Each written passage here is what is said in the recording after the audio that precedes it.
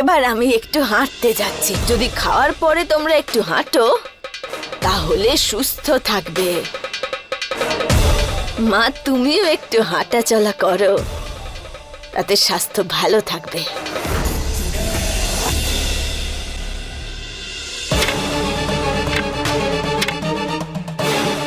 কিন্তু দিদি, এবার আমরা কি করব? পার্বতীর কাছে শিবা আছে, আর ওকে বাঁচিয়েও তুলবে। ওদিকে ও পরিবারের সবাইকে গুপ্তধনের লোভও দেখিয়ে দিয়েছে। এরকম যেন না হয় যে গুপ্তধনের লোভে বাড়ির লোকজন আবার ভালো হয়ে যাক। তুমি ওই প্রবাদটা শুনেছ, যে লোভের গর্তে পড়ে যাওয়া মানুষ কখনোই উপরে উঠে আসতে পারে না, বরং ওই লোভের গর্ত আরো গভীর হতে থাকে, আর লোভী তাতে প্রবেশ করতে থাকে। আর এদের সবার সাথে এটাই হবে। তার মানে এটাই রম্ভা, যে বাড়ির সবার ওপর জাদু করার আমার কোনো প্রয়োজনই নেই। যাদেরকে প্রয়োজন শুধু তাদেরকেই আমার বশে করব, আর তারা নিজেই আমার সব কাজ করে দেবে।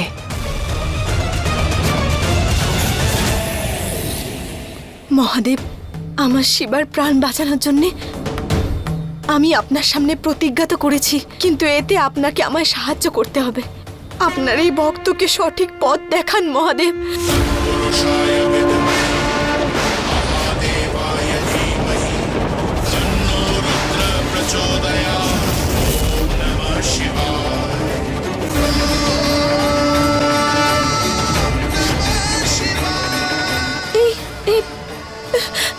জয় মহাদেব।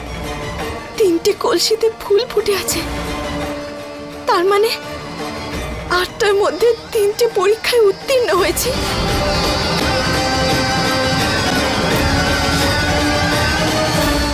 এখন শুধু 5টা কলসি বাকি, তার মানে আমি শিবাকে বাঁচিয়ে তুলতে পারবো। ধৈর্য, জ্ঞান আর গাছা, এই 3টে কলসি পূর্ণ হয়েছে। এবার আমি খুব তাড়াতাড়ি বাকি 5টা কলসিও পূর্ণ করব। ধন্যবাদ মহাদেব। এবার আমি এই বাড়িতে শান্তি এনে আমার শিবাকে খুব তাড়াতাড়ি ফিরিয়ে আনবো। আমার পাশে থাকবেন মহাদেব।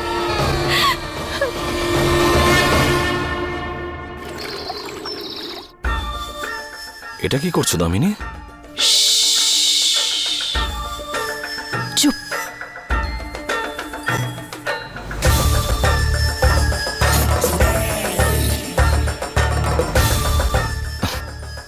আমি ভাবতেও পারিনি যে তুমি আমার সঙ্গে এসব করবে।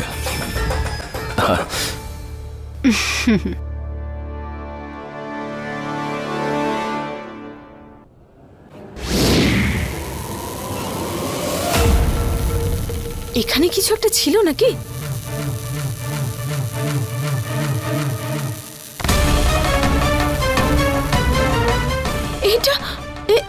এটা কি?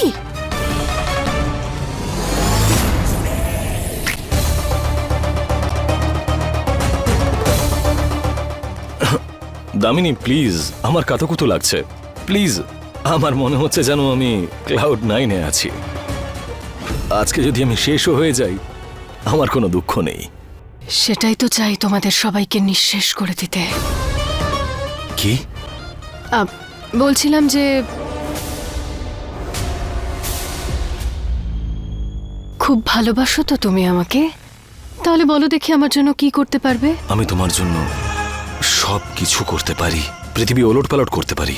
আমি তোমার জন্য জীবন দিতেও পারি। প্রাণ দিতে হবে না, প্রাণ নিতে হবে।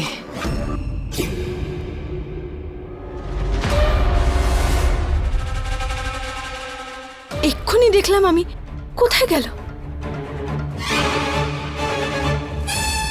আমাকে খুঁজছো?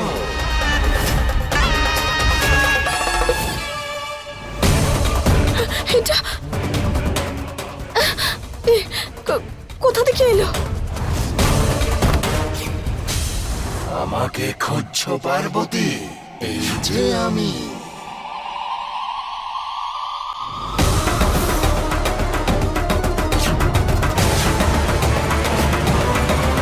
আমি জানি তুমি আমার সামনে বুড়ির ছদ্মবেশে এসেছো।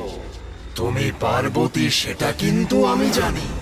শুধুমাত্র এটা নয়, আমি এটাও জানি যে তুমি একজন নাগিন, ইচ্ছেধারী নাগিন। আচ্ছা, তুমি তাহলে তোমার মুখ খুলবে না?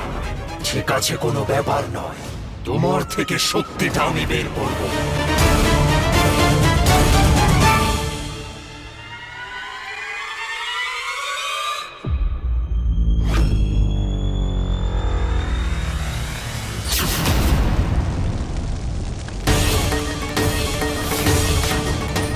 শিবা!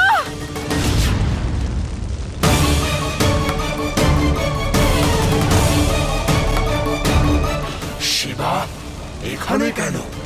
ও তো দেব, তোমার দেব।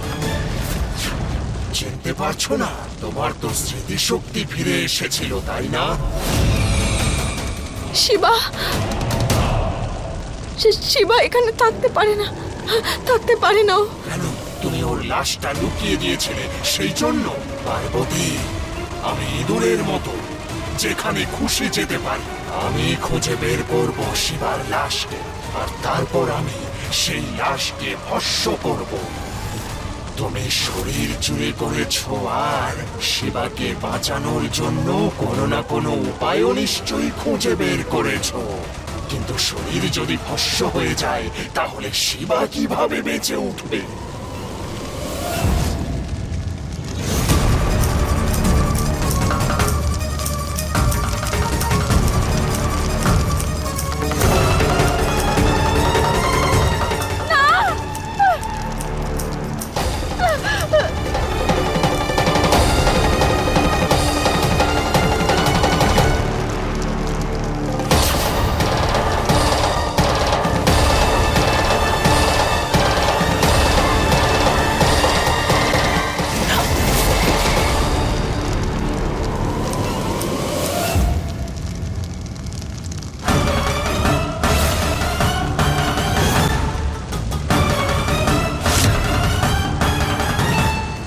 লাভ নেই।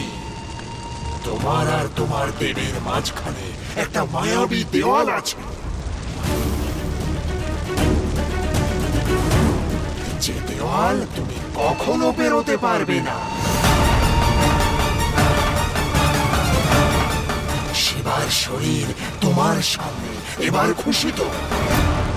যাক, এটা তো ভালো হয়েছে যে তোমার স্মৃতিশক্তি ফিরে এসেছে, যে তুমি এক নাগিন।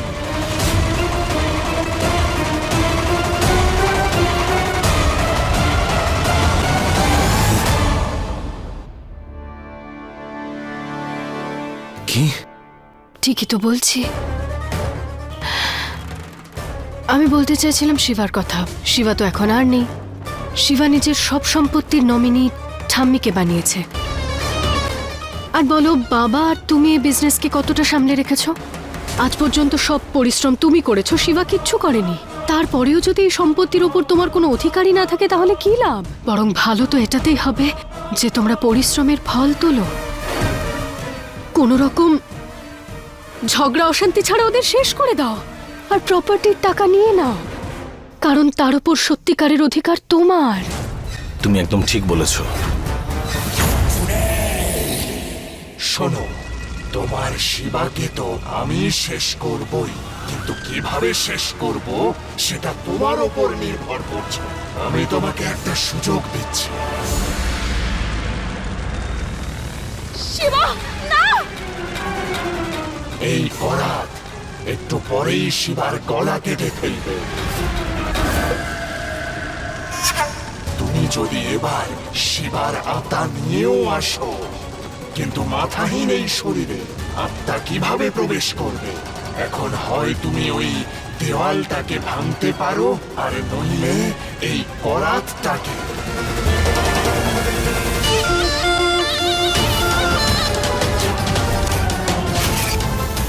শিবা!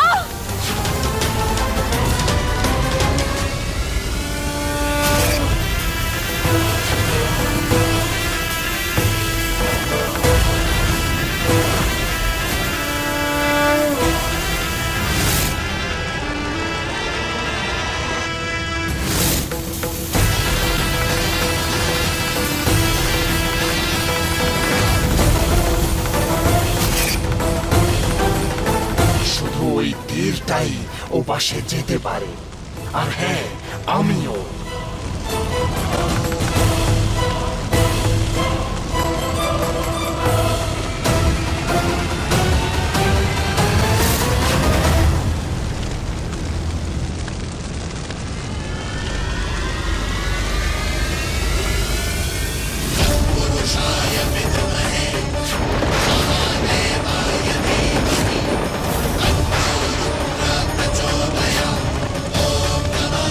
একজন স্ত্রী তার স্বামীকে বাঁচানোর জন্য সব কিছু করতে পারে, আর ঠিক সেভাবেই আমার এই তীর লক্ষ্যে গিয়েই পৌঁছবে, অন্য কোথাও লাগবে না।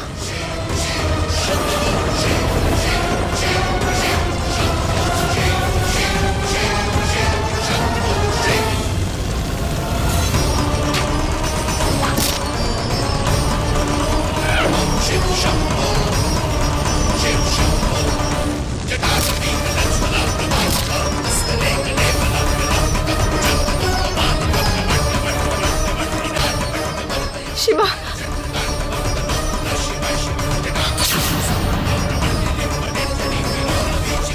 শিবা, শিবা, শিবা কোথায় গেল? শিবা, শিবা,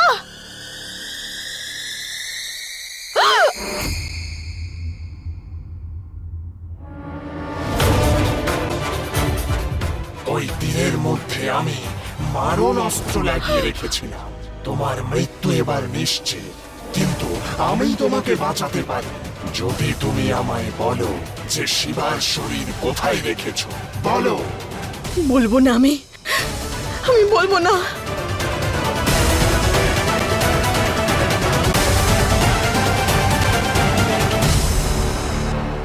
খুন? আমি? কি করে? কিভাবে মানে?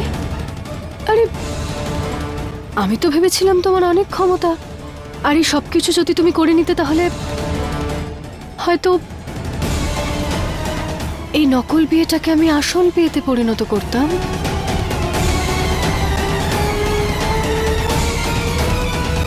কিন্তু এটা যখন সম্ভবই নয়, তাহলে আমি এখানে থেকে কি করব?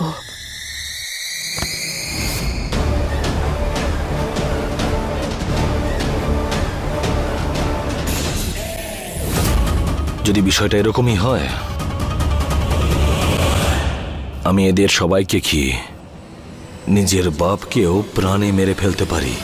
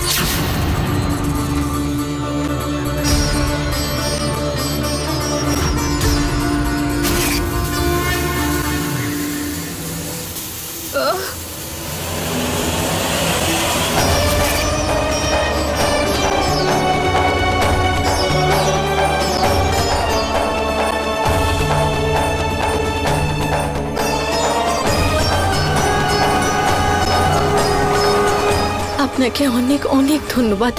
আপনি আরো একবার আমার প্রাণ বাঁচালেন। কিন্তু আপনি কে?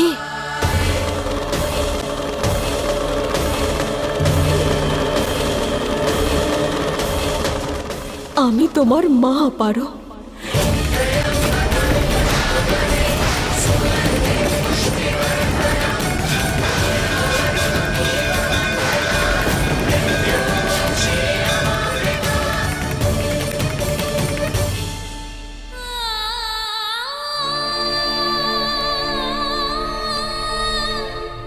আমার মা? এটা কি করে হতে পারে?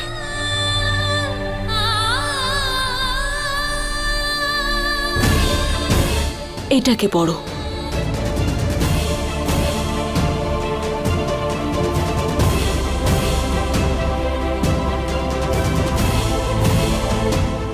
আমার পারো আমার সোনা,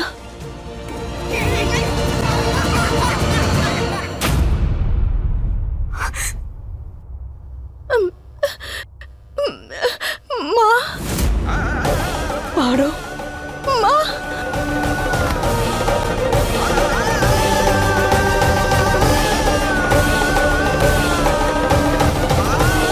পারো, তোমাকে আমার সঙ্গে নাগলোকে যেতে হবে। চলো চলো পারো। পারো, এই পৃথিবী, এই লোকজন, এরা আমাদের মতো নয়। এরা কখনোই আমাদের আপন হতে পারে না। কিন্তু মা,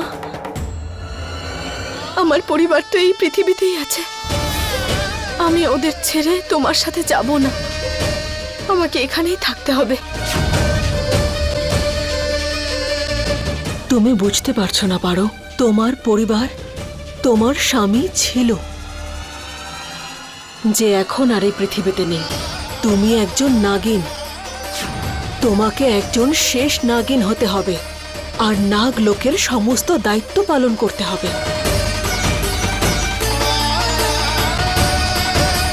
না মা, আমার দায়িত্ব এখানেও আছে। শিবার পরিবারের খেয়াল রাখতে হবে আমার। শিবাকে ফিরিয়ে আনতে হবে। মা, আমাকে এই পৃথিবীর দায়িত্ব আগে পালন করতে হবে।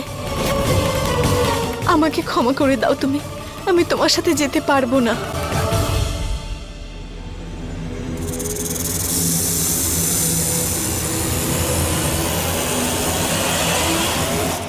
এই সব কিছু ওই শিবার জন্য হয়েছে।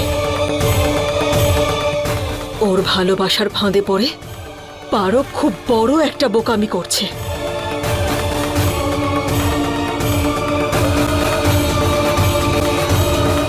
আমি শিবাকে কোনো দিন ফিরে আসতে দেব না।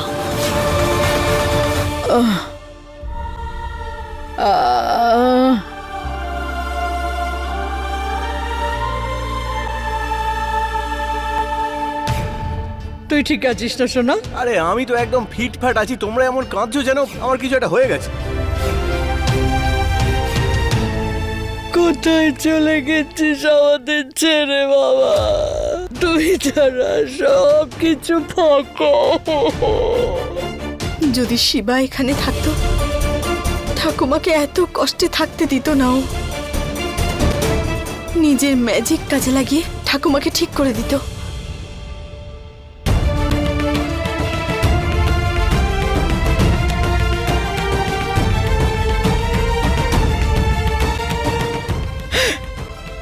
শিবা, শিবা, তুমি ছাড়ো ছাড়ো। আরে আরে, করতে দিন না। এই বয়সে শরীরের প্রতিটি অঙ্গে ব্যথা লেগেই থাকে। একটু যদি পাটা টিপে দিই তাহলে একদম ঠিক হয়ে যাবে। একটুখানি।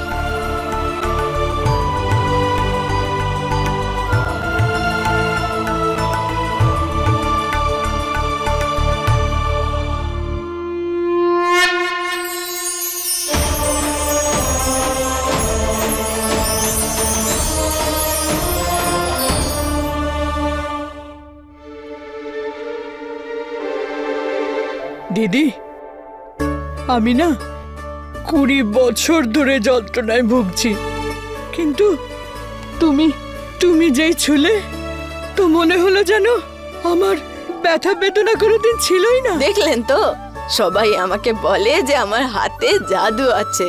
আমি এক মুহূর্তে সব ব্যথা কমিয়ে দিই। একদম ঠিক বলেছো। কোথায় গেল আমার ব্যথা? হ্যাঁ,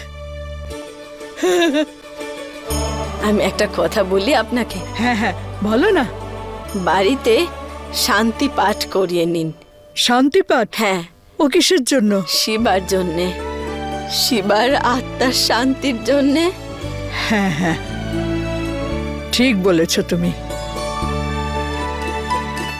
বাবা বাবা, আমি আমি আমি বলছিলাম যে বাবা, আমি এটা বলতে চাইনি। তোর এতে কোনো ভুল নেই রে। তোর শরীরে তো আমারই রক্ত বইছে।